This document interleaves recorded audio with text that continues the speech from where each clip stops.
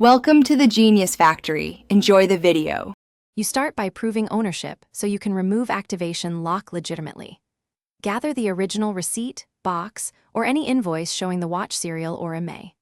Once done, confirm the Apple ID email used on the device.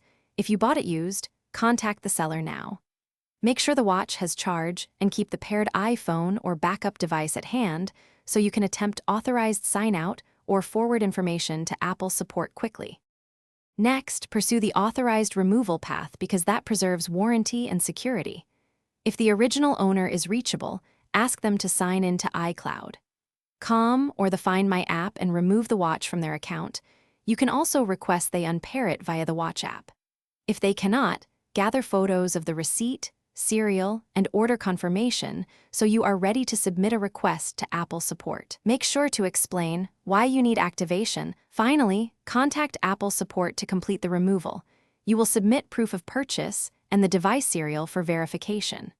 Follow their step-by-step instructions exactly and avoid any third-party bypass tools or tutorials that claim to jailbreak activation lock, since those compromise security and may be illegal.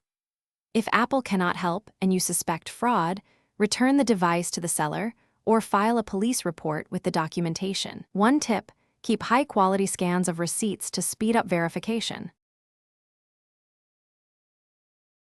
Thanks for watching. If you found this helpful, don't forget to like and subscribe.